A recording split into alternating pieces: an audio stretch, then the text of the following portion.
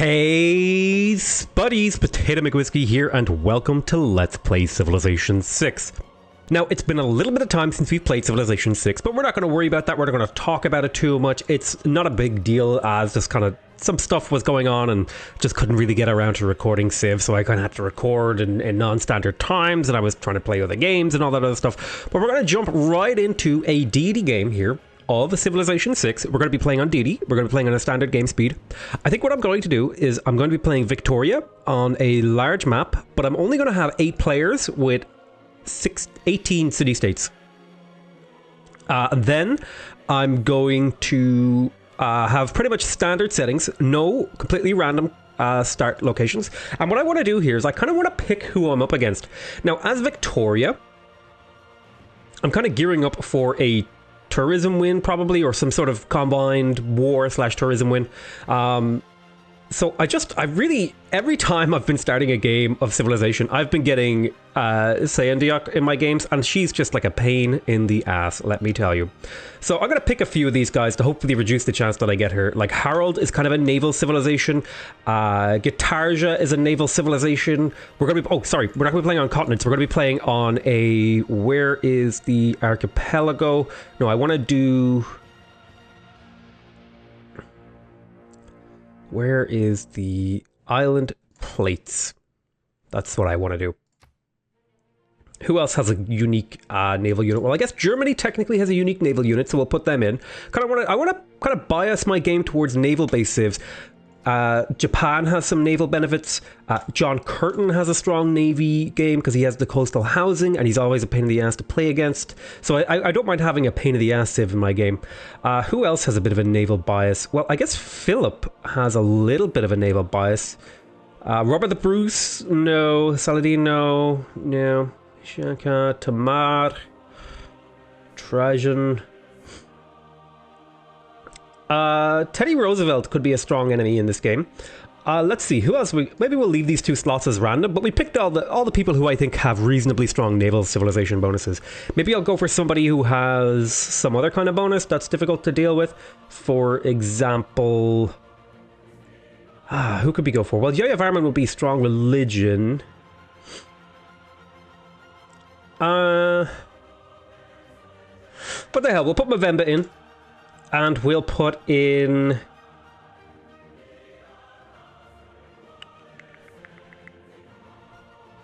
let's see... Who will we put in as well? Qin Shi Hang?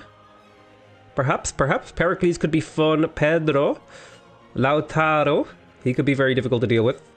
Who do I feel like putting in here? Well, Gandhi could be fun. Cleopatra. Chandragupta. Catherine. You know what? I'm going to leave the last lot random, so we won't know who the last person in the game is, but I feel like I've picked a pretty good spread. John Curtin's going to be the big opponent. These all guys have...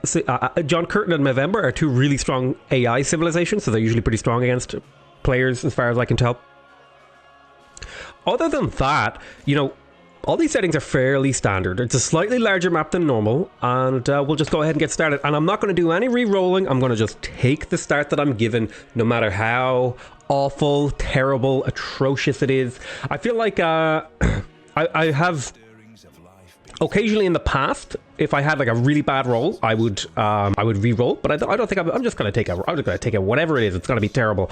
It's going to be like desert tundra with no resources, and we're going to do that, and we're going to try to survive. Haven't really figured out how I want to win, but the English Empire does have bonuses towards culture victories, and we are going to spend a little bit of time talking about their bonuses here before we sort of get started and jump into the game. I'll just wait till the loading is done. But the first bonus is Pax Britannia. All cities founded on a continent other than your home continent receive a free melee unit. After founding, constructing a Royal Navy dockyard will grant an additional free melee unit and gain the Red Coat unique unit when military science is researched.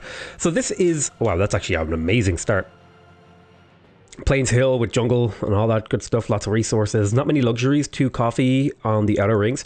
But yeah, so we'll talk about these bonuses a little bit and talk about how good they are.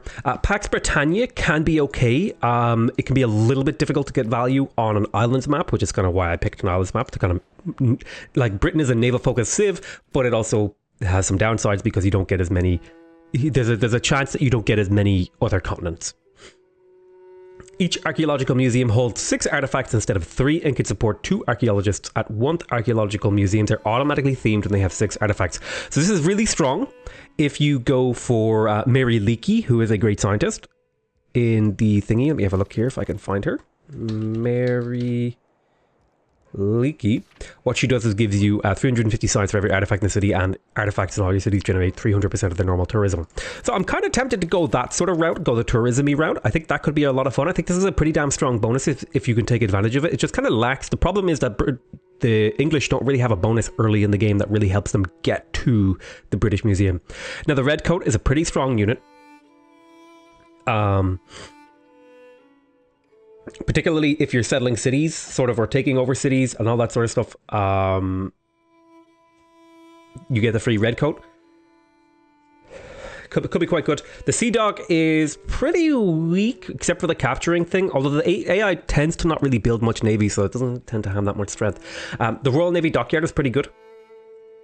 Replaces the harbour district, removes the movement penalty for embarking and disembarking, must be built on Coaster Lake. It gives you +2 gold and +4 loyalty per turn, but built on a foreign continent.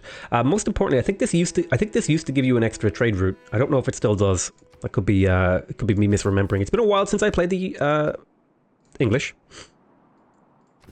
But wait, am I playing on the right Rise and Fall? Yeah, I'm playing on the Rise and Fall expansion. Good God, thank goodness. So we have here a few choices. I could settle on the bananas. I would lose +1 production here. So I think I'm gonna hold on to the production and I'm gonna settle in place. We have some good tiles that we can work early game. There's a banana tile, there's a 2-2 tile, there's a 4 food tile, there's another 2-2 tile over here. We have some decent tiles that we can work on, so we don't need to get a builder immediately. So I'm going to settle in place. No need to move my warrior. I don't see anywhere I would move to that would reveal much information. Now, based on my inference, since I'm on jungle, that tends to put you in the middle of the map. And the terrain to the north looks a little bit easier to traverse, so I'm going to head up this way and see if I can figure things out. So I'm going to head this way. Looks like there's a mountain there. Let's go ahead and choose our first thing. Now, I'm kind of really tempted to go for astrology here. We have an okay holy site location. And religion just feels really powerful in the expansion. So what I think I'm going to do is just rush straight for a holy site and see if we can get a fast religion. I'm going to pick up 1 slinger to do a little bit of extra scouting, find any, barbarian camps, all that sort of stuff. Pop up here. Yeah, and I feel like I made the right choice. This land looks a little bit more open, whereas this looks a lot more congested. So I'll be able to reveal more tiles and increase the chance that I find a goodie hut early in the game. So we have here a continent. It is the same continent, so there's probably a way over there. I'm going to pop into this forest. Okay, there is a city-state here that I have not met. That's unfortunate that I won't be able to meet them. If there was a hill nearby, I could definitely, but I can't quite find that sort of range. So let's head up this way, see if we can figure out more stuff. Our city is about to grow. We are working the bananas. I'm going to make sure I lock that in. We're going to be probably going to be working the rice. I'm going to look for maybe fast growth here in this position. That would get me a little bit of extra science and culture. And I think that'll be pretty damn valuable. So we're going to work this for a little while. Oh, well actually, I'm actually okay with the growing to the coffee because the +1 culture right now, that's basically like having half a monument, and that's pretty damn strong. We're going to head down south a little bit. I'm going to move here. So looking at this land, it looks like we actually don't have very good city locations up here. It's actually pretty poor in terms of city locations. The big problem is that we only have fresh water for 1 city, and no matter where we settle the city on this fresh water, it will block any other cities from being settled up here. So we'll have to kind of think about that. Now, I could go tall as the English as my second building. I'm kind of tempted by the settler. I could get a really fast second city, or I could get a monument and really fast go up through the culture tree and get to something like early empire really early and get settlers faster down the line. I think I'm going to go the monument route. Let's see how that pans out for me. It's not the sort of strategy that I would normally do. Normally I would go straight into a settler, but I think this will be just fine. So we did actually manage to find out. How ironic, or not ironic, whatever the word is. I went this way because it was more open so that I could find more goody huts, and then I, you know, the first tile I move into in the less open way, I find a goody hut, you know? All right, let's move there. Unit needs orders. Okay, let's keep exploring. I think I'm going to use this guy to fog bust because I don't want any barbarians to spawn up here. And I think the best tile to do that from is this wheat tile.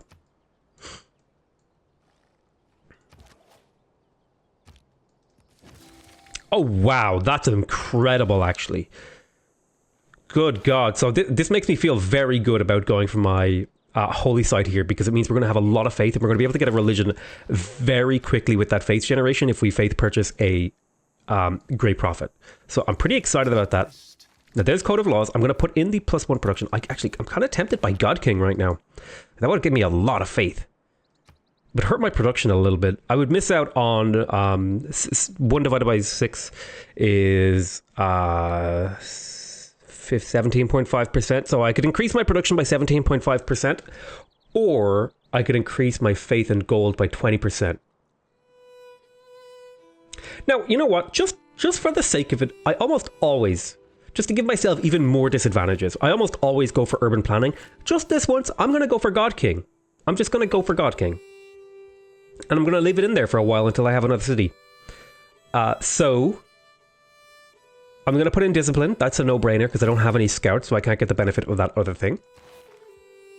Now, I want to go down to foreign trade route because we also want to build some naval units, so we're going to want maritime industries. In fact, pretty much immediately after astrology, we're probably going to pick up sailing so that we can do a little bit of coastal exploration. Now, there is a scout over here. That's bad. Now, this is mostly fog busted, so I'm going to put you onto alert.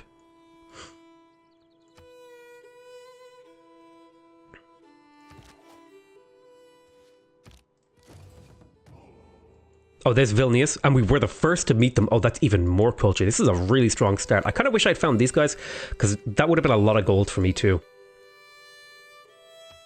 So I might be able to take this out, actually. Oh, yes, a free barb post kill. That feels really nice, actually. So we get the +3 era score from that. That's actually a really useful thing, and we get the tech boost for military traditions. Or, sorry, not the tech boost, the thingy boost. So what are you going to do? Alright, we should be able to get this kill. And there we go. There's a boost for archery. That's actually really, really nice. So monument in 2 turns. That syncs up pretty well with astrology. We have a really good culture gain right now, which I'm super, super happy about that. Let's go ahead and do some big damage to this scout. Now he'll attack me again. I should be able to survive and then take a heal.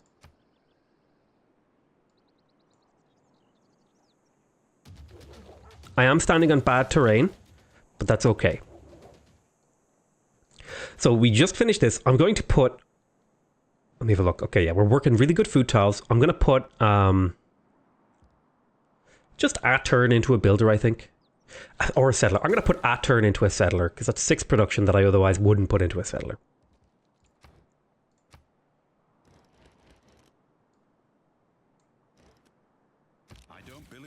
Okay, there's astrology. Now we're going to go ahead and build our holy site because we want to get our religion up. We're going to put it right there. That's the best site that we have available right now. That's going to take a bit of time. I'm actually going to cancel the settler so that the city kind of gives me an alert when it's finished the holy site. Now, 3 turns until we grow. I have a little bit of extra gold, so I could purchase a tile with a little bit more production to speed this up. And I think I will do that. I'll sacrifice a little bit of culture. Wait, did that not speed things up? It did. Okay, so that sped it up by 1 turn. What if I were to do this sort of a thing? I could get it down to 8 turns, but I would grow 1 turn slower.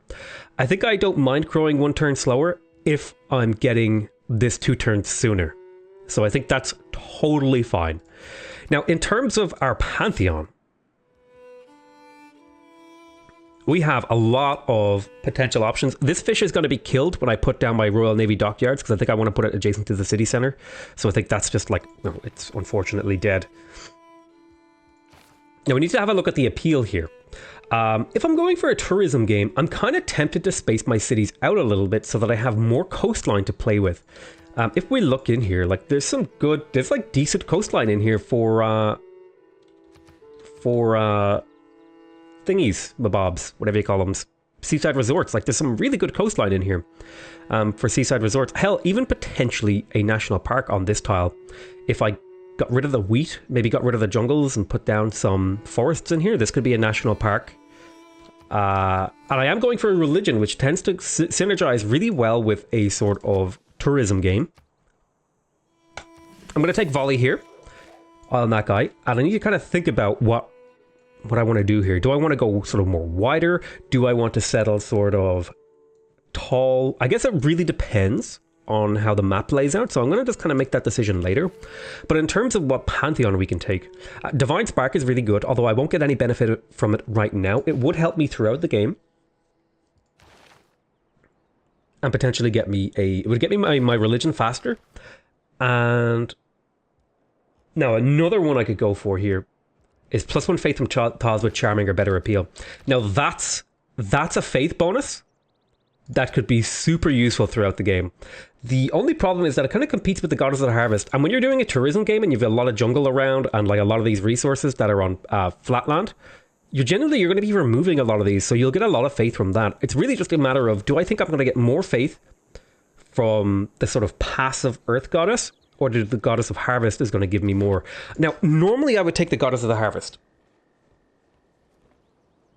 Oh, it's hard to pass up because I could do crazy stuff like if I manage to get a golden age in the medieval era, which is pretty easy to do if you're going for a religion game.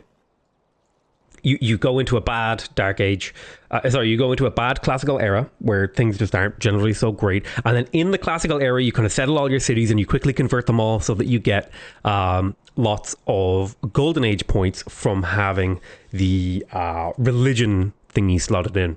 So I think a consistent medieval golden age is pretty doable, which I feel like if I'm throwing away Goddess of the Harvest, I feel like I'm just kind of throwing away a lot of faith here that I could use to buy builders, churn out lots of faith by ripping up my tiles, and then use that faith to churn out even more builders. So I feel like this could be like a really good accelerant.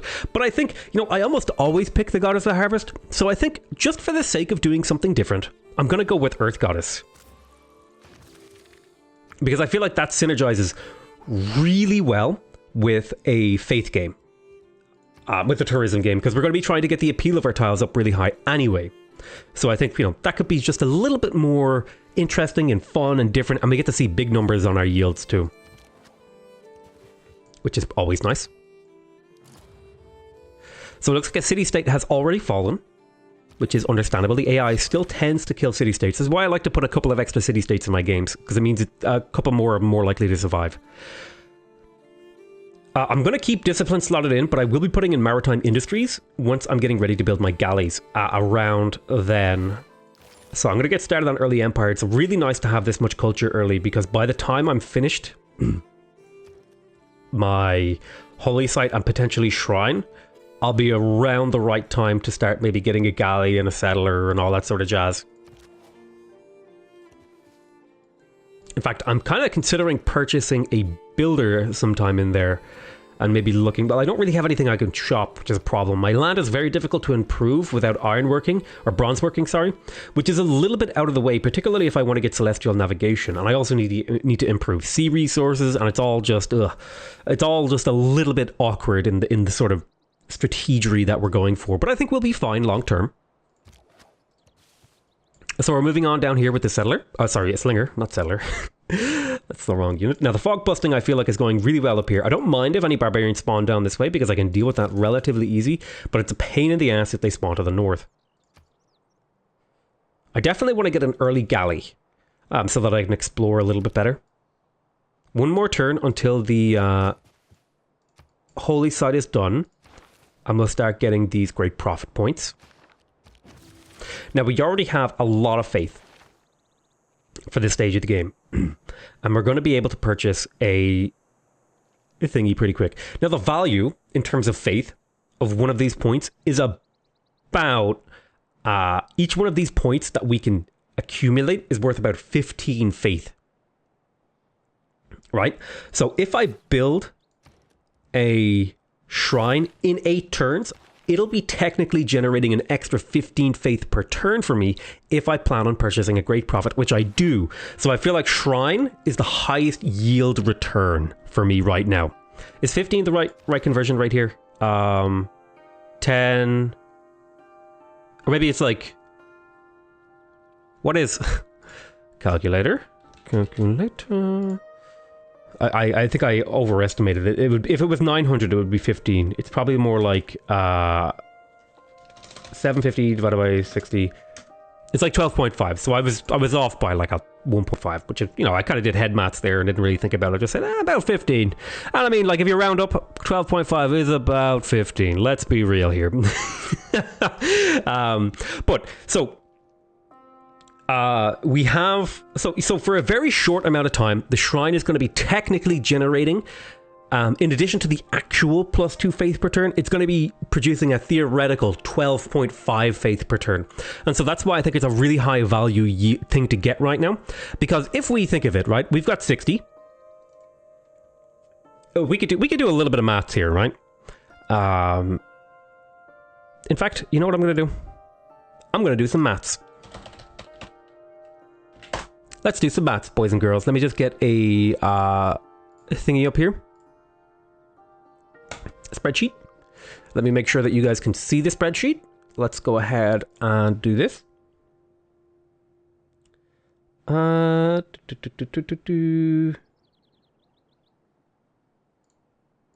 that was the wrong button.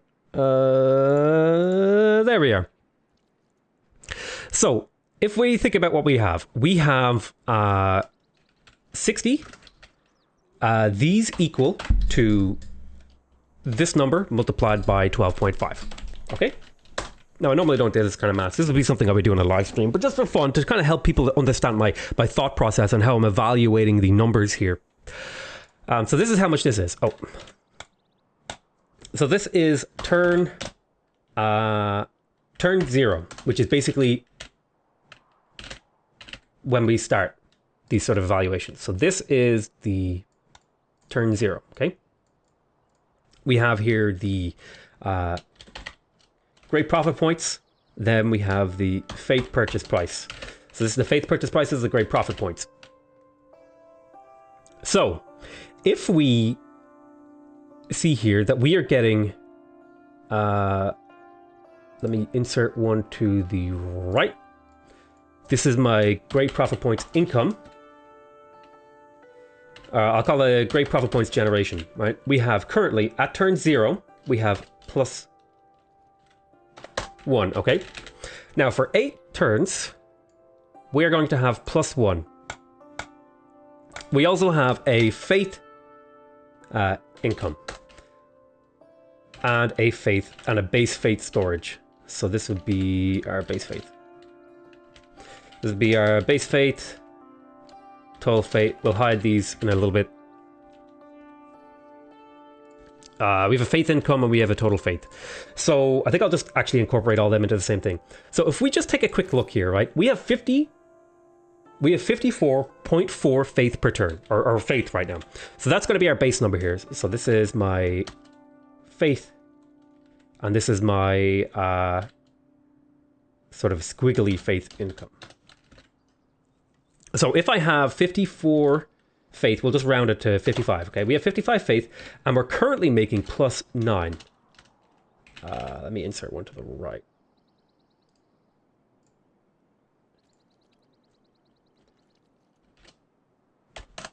So this is how much faith we're making, right? On turn 8, this is going to go up to +2. So this number is going to look like this number minus this number. And you can see the faith purchase prices come down. This number is my total faith, is going to look like this number, this number plus this number.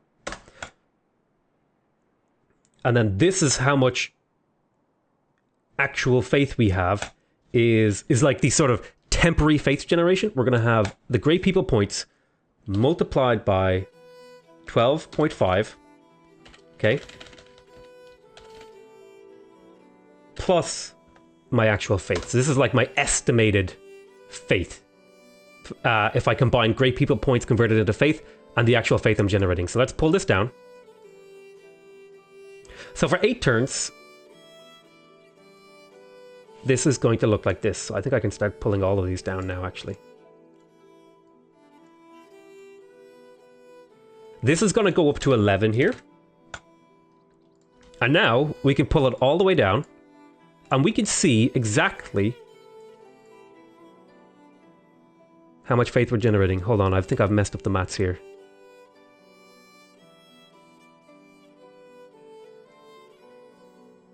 No, this is right. Oh no, you know what? I miscalculated this. What I need to have here is the... I need to calculate this as like 60 minus this.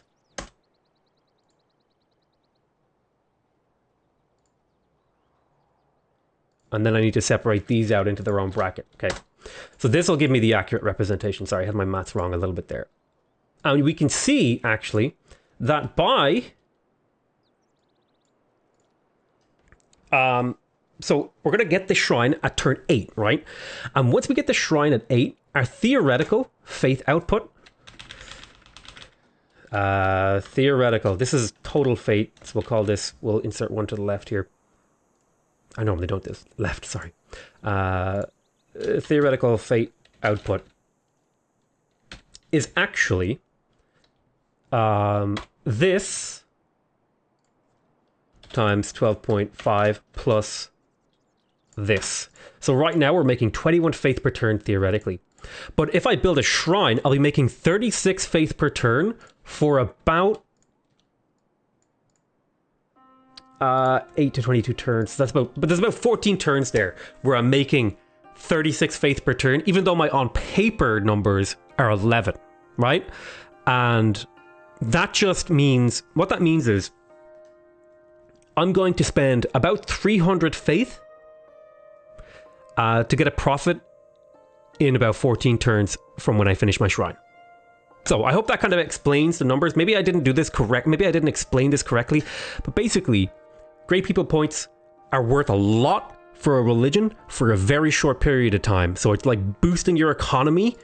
Now, there's an opportunity cost there, right, from what we've done. And the opportunity cost is that we're not building settlers. We're not building traders. We're not building builders. But okay, so let's have a look at all those decisions that we could be making right now. First of all, we could make a trader. Who could we trade with? We could trade with Vilnius and get some culture. Okay, that's not bad. We already have a lot of culture because we have coffee and we were the first to meet Vilnius. So getting more culture could be really good, but we already have enough to get us through the early game. And so the trader becomes lower priority. We would also get gold from that, but gold is... Oh my God, I'm getting the hiccups.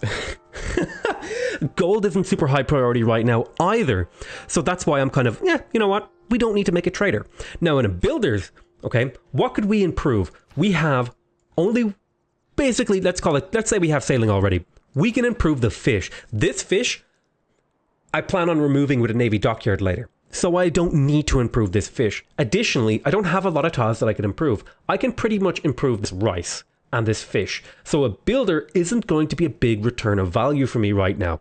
A settler could be really, really great. And in fact, the settler is probably the highest expected value thing after the shrine for me right now. But the thing is, the additional thing is we have to think about the time frame of the game.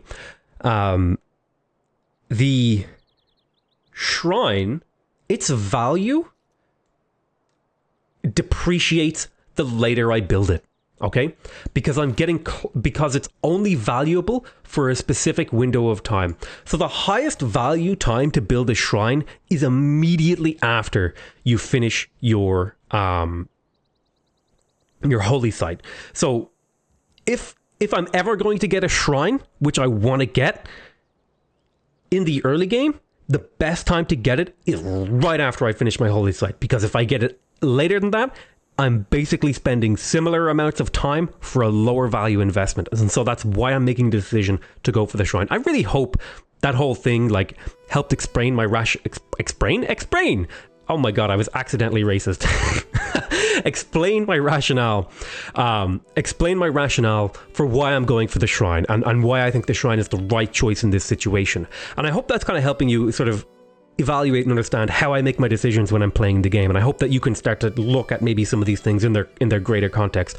This is really, really easy to do in the early game, but you know, anyway, I spent way too much time on that, but I feel like that was productive and useful, and I think that was good content. Who knows? Maybe I should do a video on that specific thing. But you came here for an education, and goddamn it, I'm going to give you one. So we're going to do a little bit of exploration here with this slinger. Because I did that exploration, I'm going to go a little bit longer with this episode than I would normally do. Normally I would cut it off around here at the half-an-hour mark, but I've made a decision. I've made the executive decision that I'm going to go a little bit extra long. Now, we have sailing. So we need to talk about a few key technologies that we're going to want to pick up here in the game. Celestial navigation is a technology that I'm going to want to pick up because it has the Royal Navy dockyard. However, it is a classical era technology, which means that it's expensive right now because we are in the ancient era. So it is more expensive than normal. If you look here, it says 144 science, but if I right click on it, you can see it's actually 120 science. So we would be paying an extra, what is it 20% or something like that? 144, yeah, it's 20%. 144 divided by 120 is 1.2. Yeah, so we're paying an extra 20%. Additionally, I can't get the boost right now. But I might be able to get the boost through other methods. So I'm going to hold off on that. I would really like to get this right now. But, you know, I can't get it right now. I'd also like to get shipbuilding. Can't really get it right now. Not a big deal. So we don't want to be going for classical era things. We want to be picking up a campus at some point because we're going to need a bit of science to get ourselves through the culture game. We also want to pick up bronze working because we have a lot of rainforest around. So we're going to want to chop that rainforest out. We already have a district. And we're going to be building settlers soon, so we won't really have the production time to make another district. So really, what I'm kind of thinking of going for is something like setting up for a good classical era. Now, in terms of a naval aspect of things, I'm already set up here. But the other thing that I could pick up here is writing. So what I'm going to do is mines are really, really strong. So I'm going to maybe go down this sort of end of the tree, but where exactly do I want to go to here? Well, I am on a river. Wheel would be nice, but that would mean, I can't go for the pyramids. Are there any wonders I want to pick up, actually? That's a really good question. I don't think I'm going to have the production time to go for a wonder, so I don't care about wonders right now. I would like to get bronze working. Are there any technologies in the classical era I really want to get to? And the answer is no. Not really. There's nothing in here that I need to get. I would like to get celestial navigation, I would like to get currency, and I would like to get shipbuilding. Those are my kind of three things I would like to get. And then it's more about how I'm going to be leading into my medieval era. So I think my big concern here is just getting up towards something like writing and bronze working. So I'm going to grab mining, and then I'll kind of reevaluate in a few turns. I don't know why I started like just giving my full thought process out loud, but I guess, you know, maybe it works. Unit needs orders, so we're going to keep exploring here. So there is some good land down here for cities, and I am kind of leaning on going a little bit of a taller tourism game here. I think that could be an interesting way to play. I think I did just do, I say just, it's been a while since I played that game, but I did my last game was a Cree sort of tall science game, so I think a tall tourism game could be a lot of fun. And the shrine is going to be complete very soon. And we're going to be getting the highest expected value from that shrine in the near future. So my prediction was about 22 turns from turn 25, I'll get my religion. So I should get my religion around turn 47, roughly speaking. Now, there's a good chance that I'm going to get more income from different sources. I could also reduce my God King here. Now, I have a lot of faith income. Not a lot of gold income. And so now I'm thinking about putting in my production card for boats, because I want to get a boat out, because that will give me some golden age points. So I'm going to go urban planning and maritime industries. That will slow down how fast I get my religion by a couple of turns probably. But I think in the long run, we're going to be fine.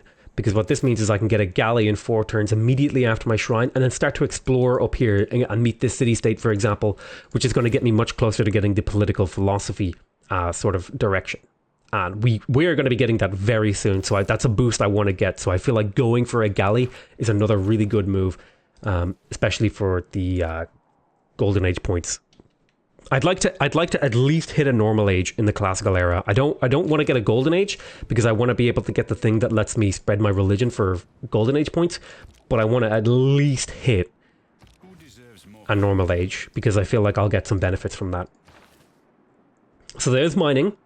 I haven't killed 3 barbarians, so I'm going to go ahead and pick up pottery now, just so I'm a little bit closer to writing because there's a good chance I'm going to be meeting new people soon. And I also want to throw down a campus at some point in the near future. So our shrine is done exactly 8 turns after we said it would be, like it was, like that was undisputed. So now we're getting +2 great profit points per turn, and so we're going to be hitting this number really fast.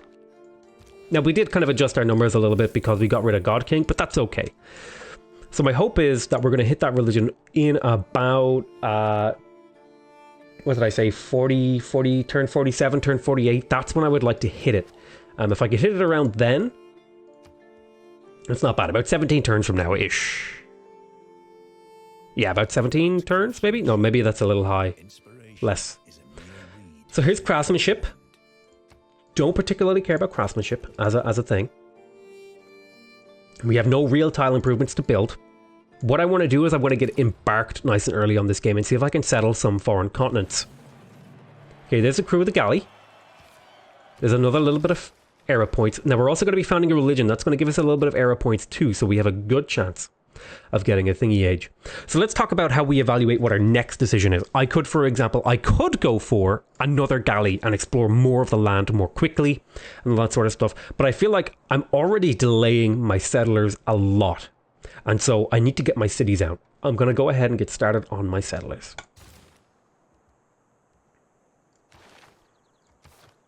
And I'm also tempted to pay the 80 gold to switch here to colonialization.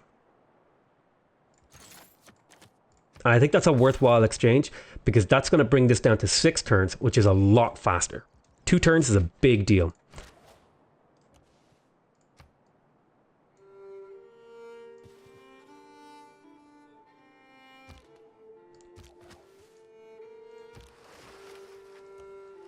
So I want to go meet this city-state. It looks like a commercial city-state, but I guess it could be... It looks yellow.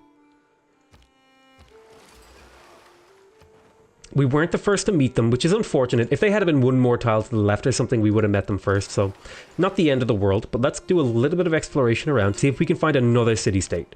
If we could find another city-state, or even a player, to help make campuses cheaper for us to acquire through the technology tree, that would be really nice too. Okay, so there's pottery. Let's go ahead and pick up now animal husbandry, because we don't really have any boosts for any of this stuff, so I'm kind of like, just kind of... Oh, hello!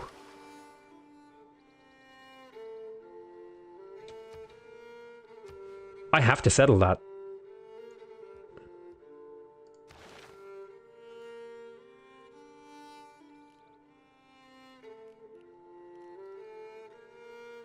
Gonna be a while until I get shipbuilding though. Get my second galley. Go for it. I need a campus to really get that in a reasonable amount of time. Damn. Van Dam. We'll go for it, but we just have to wait a little while. Oh, hello. There's Lisbon. We were the first to meet Lisbon, so that tells me. So one of the things that you can do when you're trying to figure out, okay, where are people on the map? You can kind of do that by triangulating using city-states. So for example, I met Lisbon. I didn't meet Muscat first, even though I'm relatively the same distance. So I can assume that there's an AI, not here, but more to this direction, because if the AI was around here, he would have been pretty close to meeting both of these as well, right? That's kind of an inference that I can make based on this data that I've gathered, that I met these guys first and I didn't meet these guys first. So there's a high likelihood that there's an AI to the right of Muscat, and it's sort of the probability is lower for them to be up here.